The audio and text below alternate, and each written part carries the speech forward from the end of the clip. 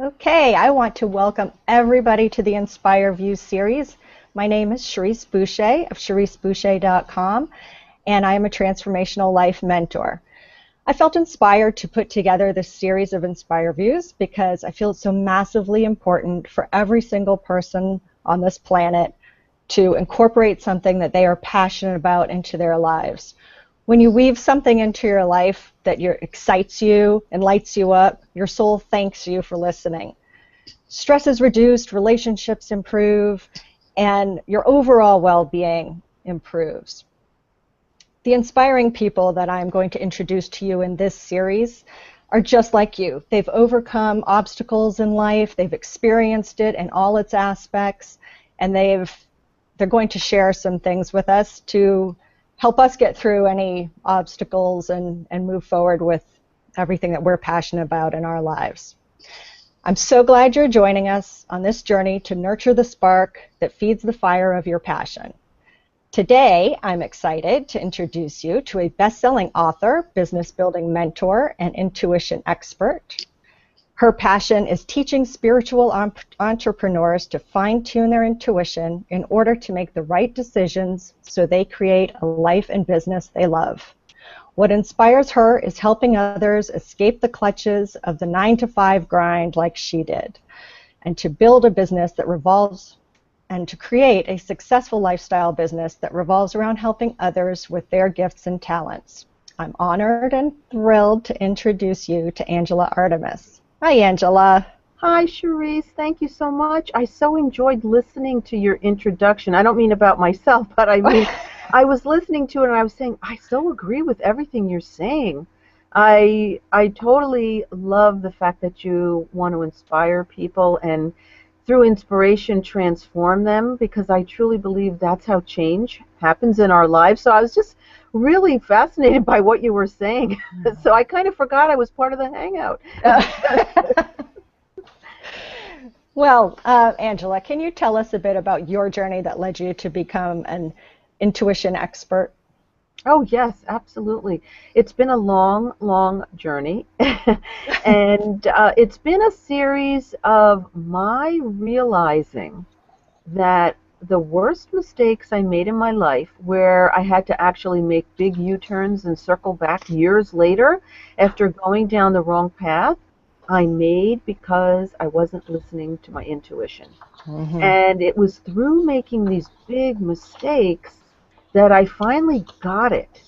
And I think what was happening was that through all of these problems and challenges and obstacles that I created for myself because I wasn't listening, I got sick and tired of not having the life I wanted, not being the person I was meant to be, not being authentic. And I guess one day I just said, oh, I haven't been listening to my intuition.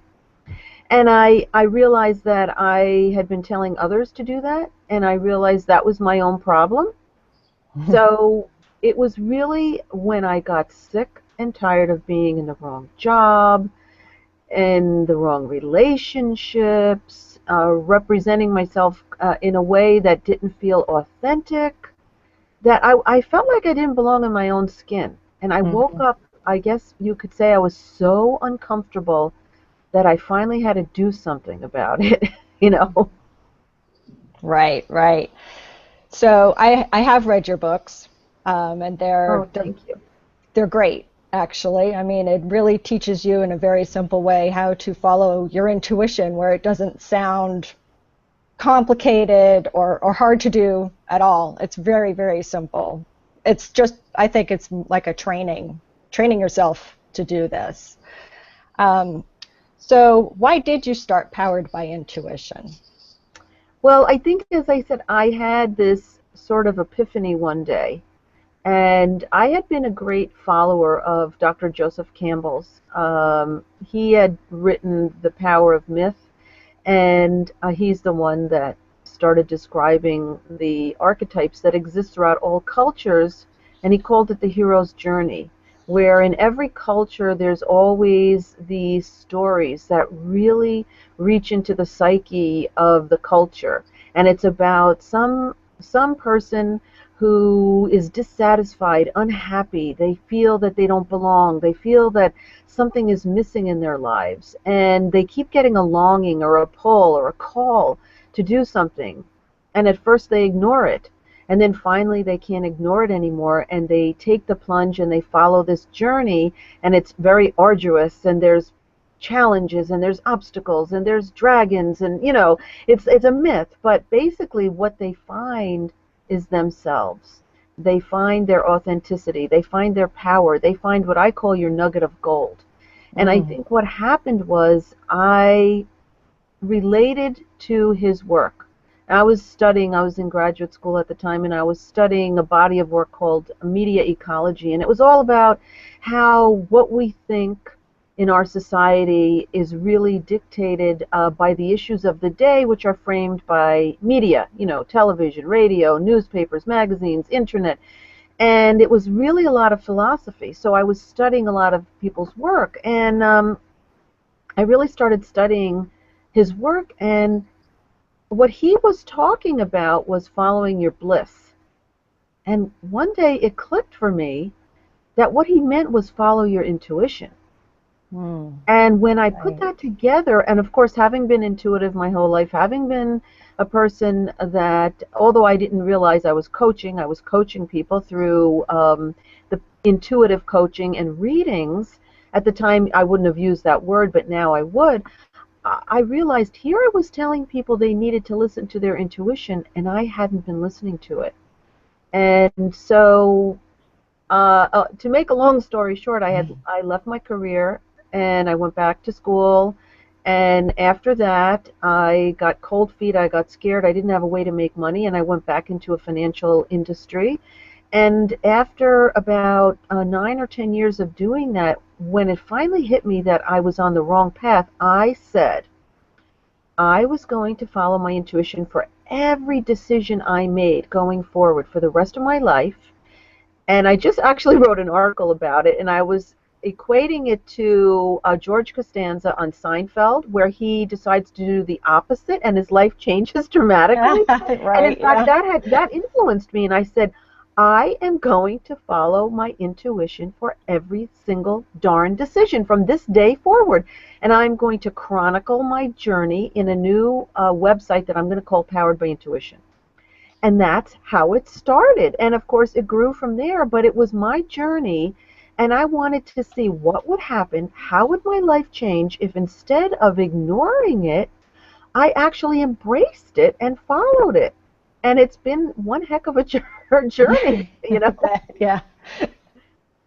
So that's the long version. I'm sorry it was so long. No, that's okay, because it's important to hear, I think, everybody's little obstacles, and then that you finally just come to this realization, or you take a leap of faith to move forward in your life based on something that you feel in your heart, that's what you're supposed to do.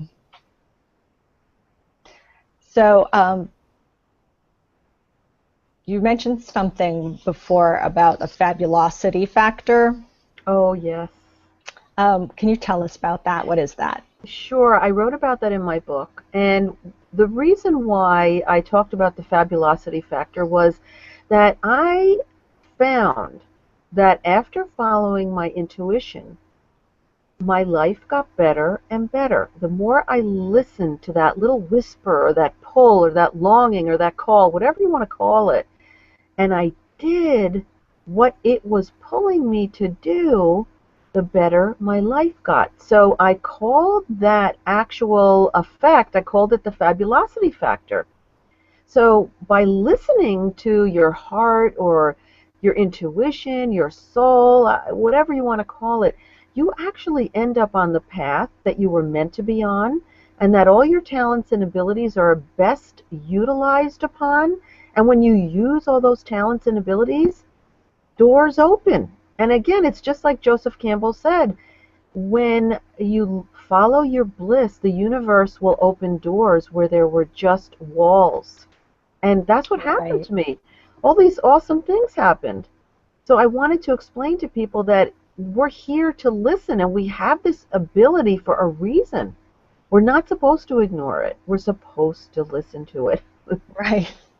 So when you're coaching people or mentoring people and they are maybe new to this, actually listening to their intuition, or they're maybe a little skeptical or fearful about going in that direction and actually listening and taking action on what their intuition is telling them, what do you encourage them to do? I encourage them to start small. I wouldn't tell someone that go out tomorrow, listen to your intuition, and ditch your job and move across the country and change your entire life, because that's too scary. You're not ready. You need to start small. You need to start by doing little things that really don't make a difference if you're wrong. And I talk about this in my book, but let's say you're going to go to the post office. And when you walk into the post office, you see long lines in front of every postal worker's window. You say, okay, which line is going to move the quickest? I'm going to just ask my intuition and close my eyes for 1 second and say, okay, number 2. I'm going to get on number 2, line number 2. Or you decide to say, okay, tonight I'm meeting friends for dinner. What is my best friend going to be wearing? And you close your eyes and you just get a quick image of something. Could be even just a color. It may not be the entire outfit. And you go to dinner and you see if you're right. But you do a series of small little tests like this, and I give a bunch of examples in the book, but you start to train yourself to use your intuition and then to trust it. And then you start making bigger decisions. One of the easiest things you can do is, let's say you have a long commute to work, and you have a series of routes that you can choose. One sometimes has traffic while the other one doesn't, vice versa. So just as you're pulling out of your driveway, you say, which route should I take? Which is the quickest? Which will have the least amount of traffic? And you take that route to work and you test your theory. So you keep doing things like this until you start to develop confidence, and then you can make bigger decisions. Right, that makes total sense. You're right, it gives you confidence once you've tried these little steps and you see that, hey, that is working, Yeah. Yeah.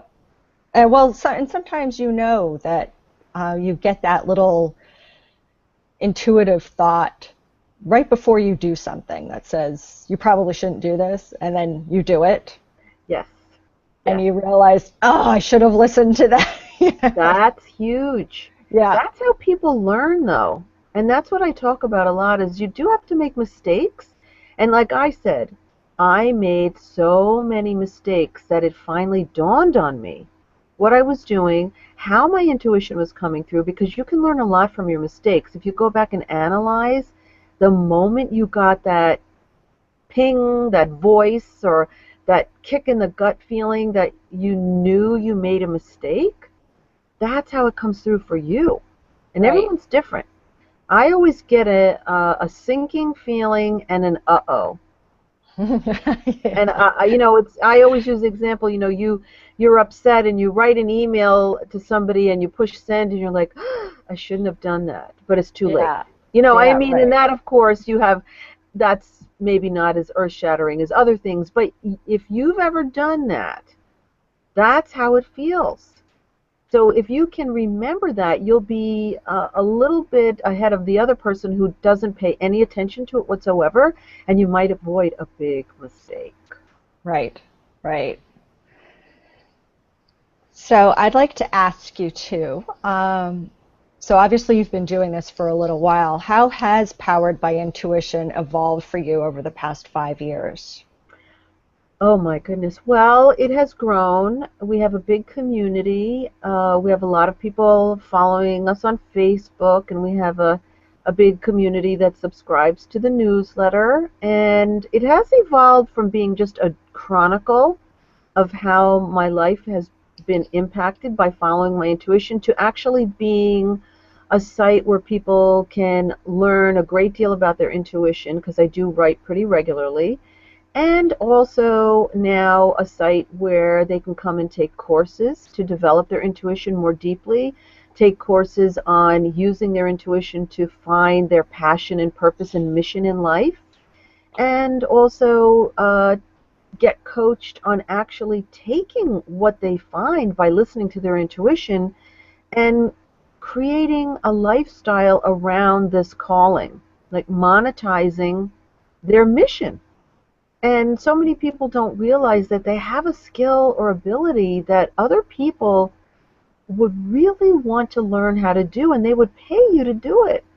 Right. Just like I can teach them how to listen to their intuition and find that calling, then I can teach them how to take it and actually structure a lifestyle business around it. And a lifestyle business is the best kind of business because you can make it what you want. You can work as little or as much as you want to, although I have to say in the beginning you will work harder than you ever worked in your life, and you have to be prepared. Right. But it's so worth it. And you can make it as little or as much money as you want. And honestly, most people are, from the studies, and of course this is a study that has been published numerous times, and I don't know exactly who started it, but they say most people are quite happy making $75,000 a year. And if they make more, their happiness level doesn't increase. So let's say you had a lifestyle business and you were making $60,000, $70,000, $100,000 a year, and you didn't work that hard. You worked maybe 3 days a week. You could have a very happy life doing that, teaching people to do whatever it is you know how to do that they really, really want to learn how to do, and have a wonderful, wonderful life. So I think it's evolved, obviously, from being more of my own journal, online journal, to actually being a business that helps others use their intuition for a real purpose. Not just to be intuitive, which of course is important, but to change their lives. And like you said earlier, I feel passionate about helping people escape their, corporate America handcuffs, because I was there for years, and I worked for some huge, huge financial companies. And unfortunately, what I have witnessed over the last 20 years is companies now are so driven by their board of directors to be profitable that they really, honestly, while they say they care about their employees, what is happening with the loss of a pension? Now you just have a 401k that's self-directed, and if you don't invest it wisely, if you leave that company, people do, I don't believe that you're going to be able to have a 30, 40-year career at one company and retire and live the way your parents did. Right, and I agree. Are not going to encourage that because they're so driven by the bottom line that basically employees are pretty much expendable. And if you don't learn how to create either a side business, a side gig, something you can bank on, I don't feel that, at least in the United States, especially the middle class, we really don't have a much of a safety net. So we have to figure out how to do it ourselves. And I think it's very important for people who work for corporate America to realize that unless they're at a level where they're in an upper management position and they're making the kind of money where they're putting enough money away in their 401k now that they might retire with millions and possibly have stock that they can sell, they better start thinking now, what can I do? What do I know that I could share with other people that they would want to learn from me? What experiences have I had? And think practically, how can I start building a little business on the side that either gets big enough that I can quit my job or that will support me when I retire? And the reason I'm speaking like this is because I spent, 30 years in the financial industry. In my background as a private banker, I was trained in financial planning. And financial planning obviously has a lot to do with when you retire, and I'm very aware of that. And so for me, following my intuition and listening to it to create a business is very practical. It's not woo-woo. It's not, I want to get on television and, be famous. It's about helping people because I believe we have to help ourselves. So I know that's a bit serious, but essentially, I'm a pretty serious person, you know. So I don't take things lightly, and I'm really not that woo-woo. And following your intuition is important, I think, and it has implications way beyond doing readings for people. So, I totally agree with you. And I can attest to what you're saying about corporate America because I've experienced that myself. And I couldn't agree with you more on everything you're saying. Like it's very true that where we are right now, at least in this country, that's exactly the atmosphere that's out there. And it is important too, because most people, I think, that are working for corporate America have things they're passionate about on the side. oh, yeah. And they probably don't think they can make a business out of it, but I think it's a mindset shift that Hmm. they could absolutely do that. And it's in service to other people, it's Yeah. helping others, which really is what makes you feel more prosperous in the end, I think. Personally, that's how I feel. I agree with you. I think when you help other people and you see that what you do transforms their lives, it's so satisfying. Hmm. And of course, helping people financially with their financial future for the different jobs that I held in my career, yes, I felt good, but I feel better. So Yeah. I feel because I'm giving them their ticket to freedom. Right. And that is Right. so much more important. I mean, not, no, and I won't say more. It is equally as important as teaching someone or helping them be directed to the right investments or borrowing money or whatever of my various positions were. This gives them, it empowers them. And I think it empowers them to create their own future. And I just think that's so inspiring. It Because I know absolutely I wanted is. somebody Yeah. to do this for me for years. And I think that's partially why I ended up working for the last 15 years on 100% commission. Because before that, I was always in a management position where I, was given a salary, and back in the day, you got bonuses. You didn't get commission, and you had to work, and you had to do a lot of overtime. You didn't get paid for it; it was just expected, and Right. I had no life. Right. So Right. I feel like now it's even more so than ever. People are expected to do way more for way less. The base salaries are so much lower. You're expected to make it up on commission. And if you can't sell, and if that's not your calling and you didn't go into it, I know one of the reasons I started working in banking was because I enjoyed helping people. And I was very happy to share my knowledge and help them, but I didn't consider it selling. As soon as it became hardcore selling, I didn't like it anymore. You had to, people would walk into your office and you had to steer them to your desk whether they wanted to go there or not, and you had to try to sell them something. I Right. hated it, and I know most people don't like that. And I feel very bad for these big banks because they're forcing people to do it, and people don't like it. And you have to feel inspired by what you're selling. And I don't know if selling a CD is all that inspiring. But I guess it could be. But in any case, I didn't mean to go off the topic, but I just to be inspired by what you do makes you want to jump out of bed and say, I love my life. Now, Hmm. who wouldn't want to have that?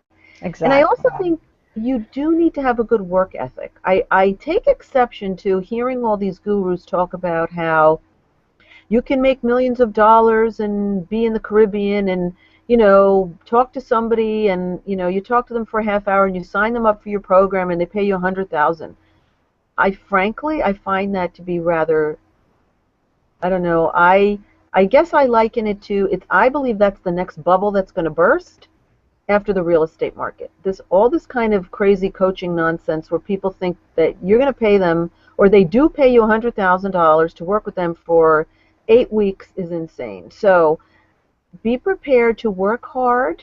Be prepared to charge fair prices, and you will have a great living.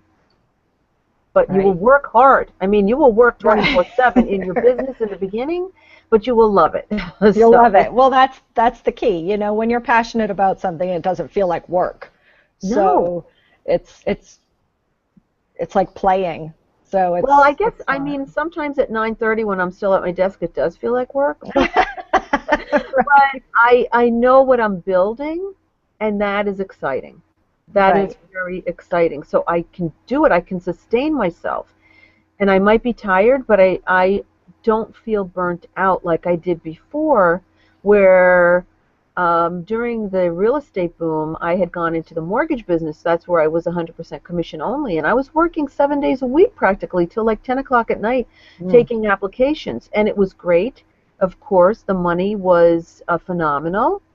However, um, it was exhausting. I kind of almost prayed for the rates to go up so that I would get a vacation, you know, and they did. They did, yeah.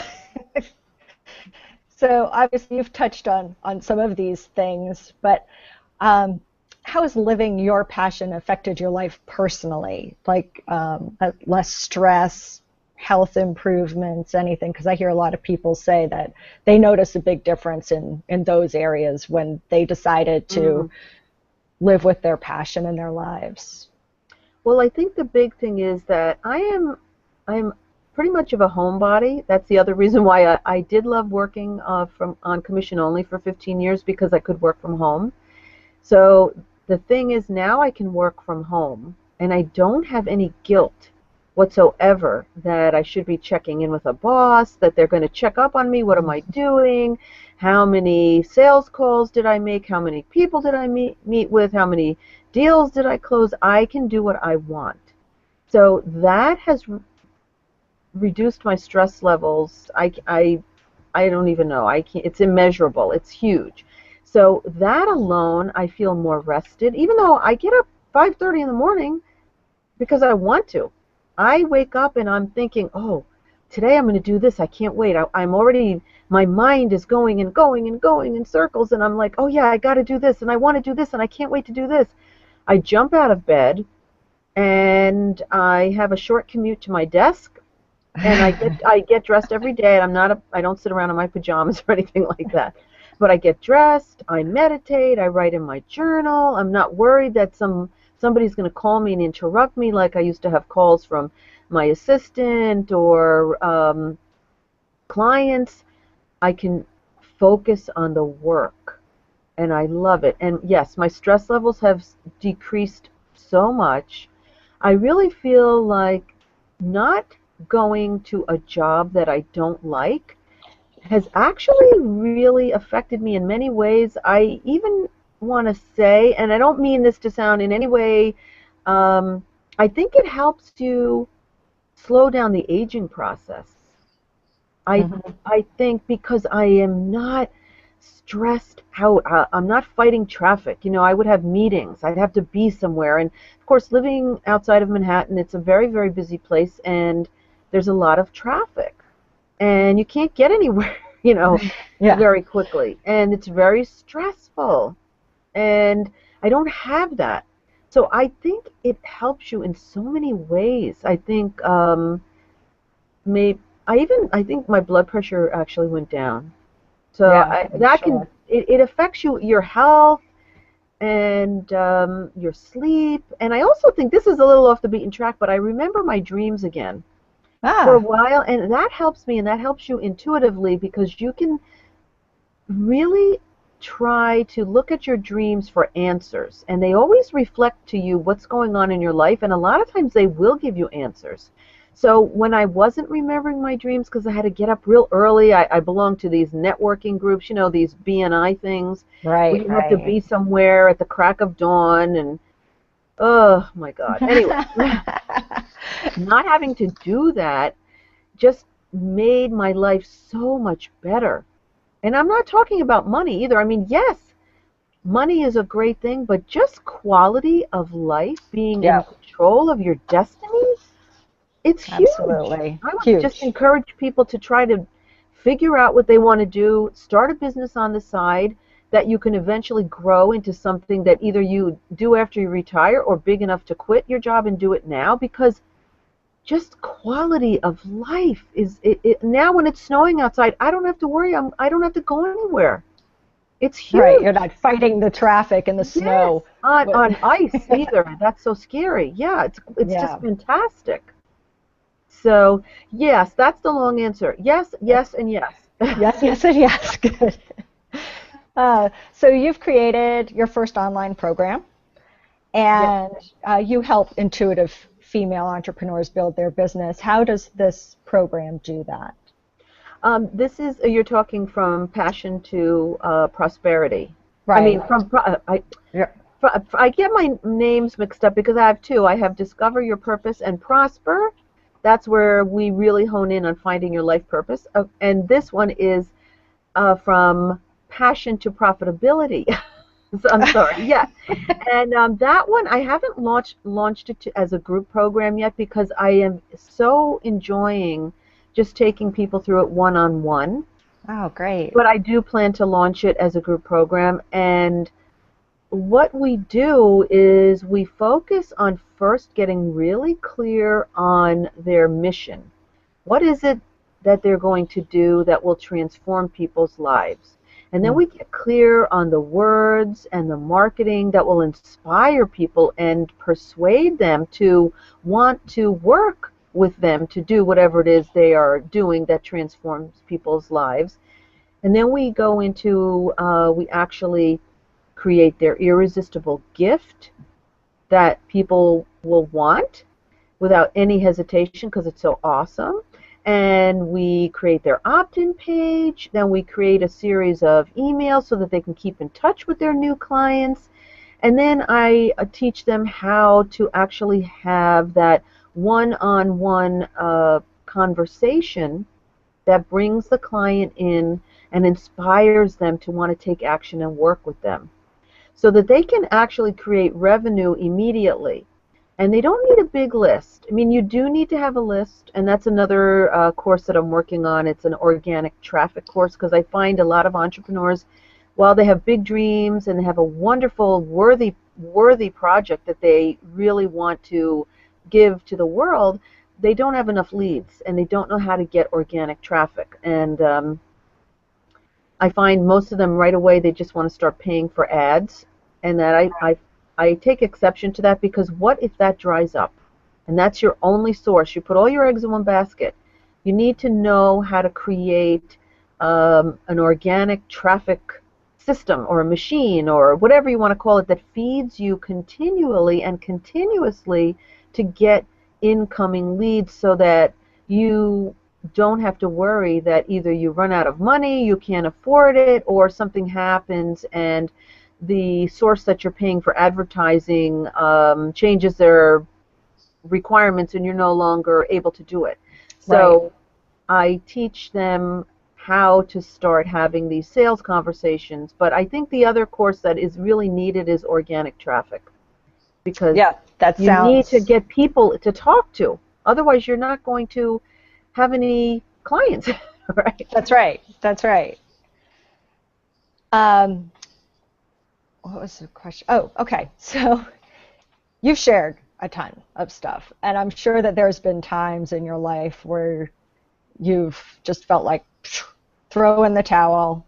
This doing what I feel inspired to do isn't working. It's not giving you results fast enough or anything. I mean, we all feel that way. And I think everybody starting a business or even people who have been in business for years feel that at times. Um, do you have any tips or strategies that you personally use that you think are highly effective to get you out of that little rut that you might find yourself in? Yes, yes.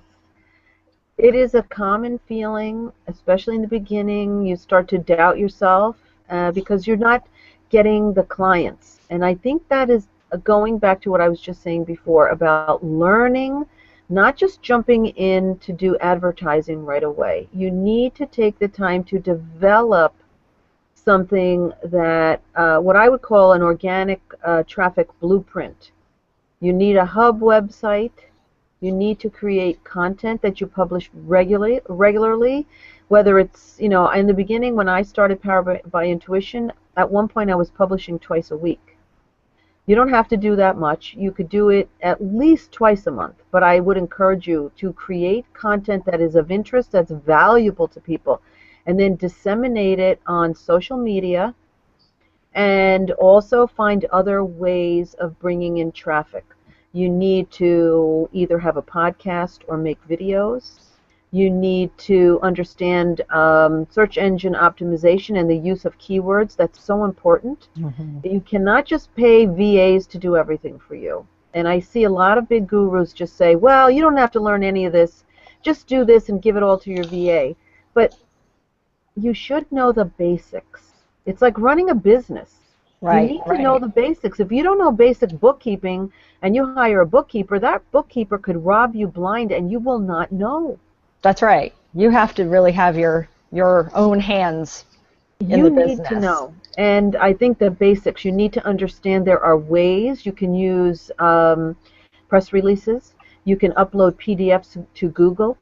There are so many things that you can do to put yourself out there, to optimize your website, to increase your conversions, to increase your opt-ins. You need to know all this, you need to understand it, and you need to implement it.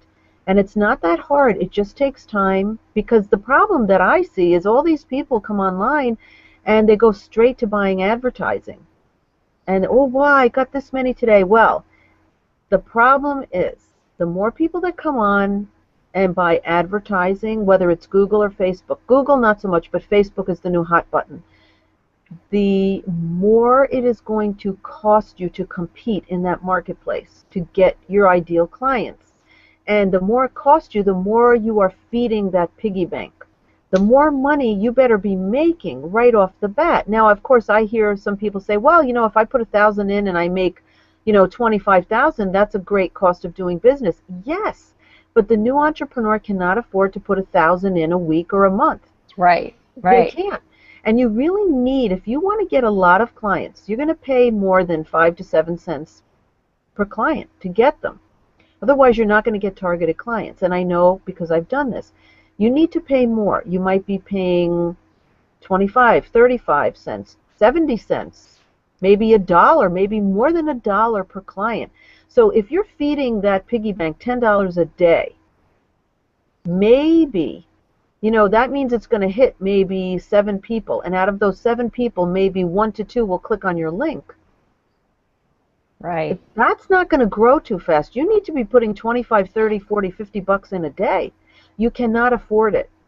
That's Right, why right. I say learn the basics. So I would say 2 things. One, the way to get enough clients and so that you keep up your enthusiasm for your business and you don't feel like, is it me? Is there something wrong with me? Am I a loser? Because no, you're not. Learn the basics. And secondly, make sure you have a way to clear your mind of that negative voice, the critical voice. Learn to meditate. And Yes, that is, key. I'm, you know, huge proponent on meditation. I wrote 3 books, or no, 2 books about it.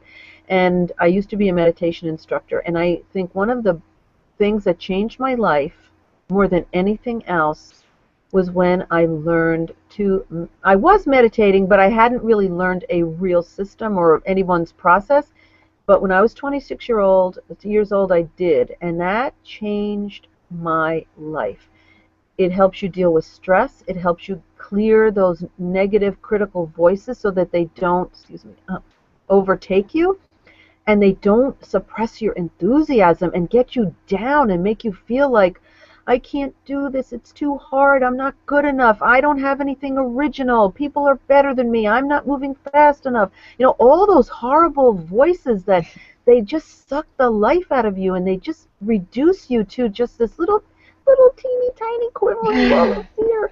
And They do. you're not meant for that. You're meant for greater things, but you need to take action. And the simplest thing you can do is meditate and also journal. And these are easy things. Get your critical voices out on paper in the morning. Write it out. And I talk about both of these things in my book, The Intuition Principle, but I write about them extensively on Powered by Intuition. Just get that negative stuff out and then take action. And it will take time, and like we keep saying, you're going to work harder than you ever worked in your life, but it's going to be worth it. And you will get clients if you do the right things the right way. And then you can always supplement with advertising, but don't put all your eggs in one basket. That makes total sense. So I know you have a free gift for people who are watching this series. Can you tell everyone about that? Yes, sure. I have a free gift for entrepreneurs. I call them intuitive entrepreneurs only because most of the people that gravitate to me are intuitive. And even if they don't think they are, they wouldn't be interested in intuition if they weren't already intuitive.